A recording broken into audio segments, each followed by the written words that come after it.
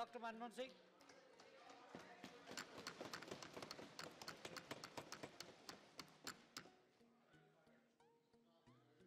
Mr. Chairman, sir,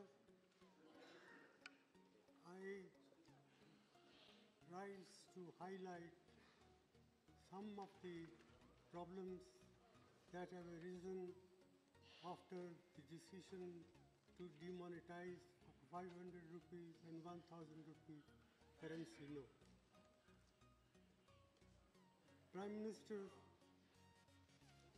has been arguing that this is the way to curb black money, to prevent growth of forfeited currency notes, and also to help in control of terrorist finance activity. I do not disagree with these objectives, but what I do want to point out is that in the process of demonetization, monumental mismanagement has been undertaken, about which today there is no two opinions in the country as a whole. Even those who say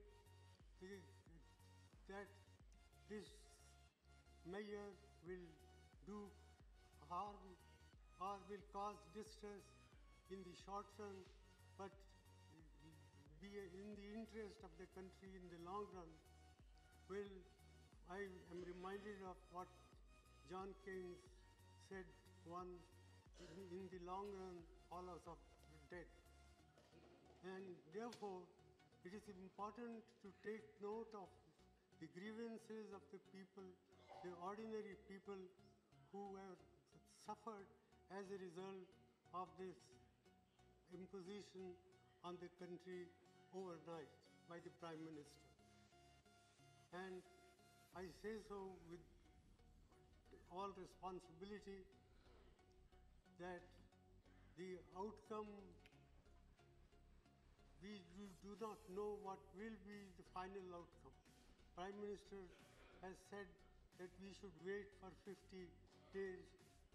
Well, 50 days is a short period, but for those who are poor and deprived sections of the community, even 50 days torture can bring about disastrous effects.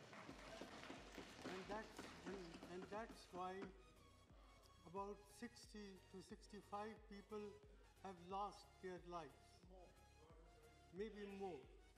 And what is more is, what has been done can weaken and erode our people's confidence in the currency system and in the banking system.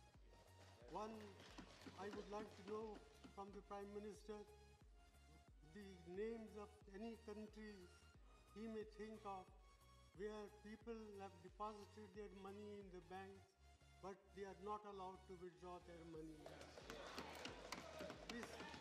This alone, I think, enough to condemn what has been done in the name of greater good for the people in the world. And, sir, I would further like to point out that, in my opinion, this scheme of monetization, the way it has been implemented, will hurt agricultural growth in our country, will hurt small industry, will hurt all those people who are in the informal sectors of the economy. And my own feeling is that the national income, that is the GDP of the country, can decline by about 2 percentage points as a result of what has been done. This is an underestimate, not an overestimate. Therefore, I feel that the Prime Minister must come with some constructive proposal how we can implement the scheme and at the same time prevent this distress that has been caused to the common people. It is no good that every day the banking system comes with modification of the rules, the conditions under which people can withdraw money. That reflects very poorly on the Prime Minister's office, on the Finance Minister's office, and on the Reserve Bank of India. I am very sorry that the Reserve Bank of India has been exposed to this sort of criticism, which I think is fully justified. I therefore not like to say much more than this. I urge upon the Prime Minister to find practical, pragmatic ways and means to relieve the distress of the people who happen to be a great majority of our people. After all, 90% of our people work in the informal sector. 55% of our workers in agriculture are feeling distress.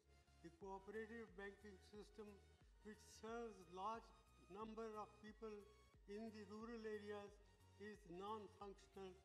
It has been prevented from handling cash. So, in all these measures convince me that the way the scheme has been implemented, it's a monumental management failure, and in fact, it is a case of organized loot and legalized plunder of the government.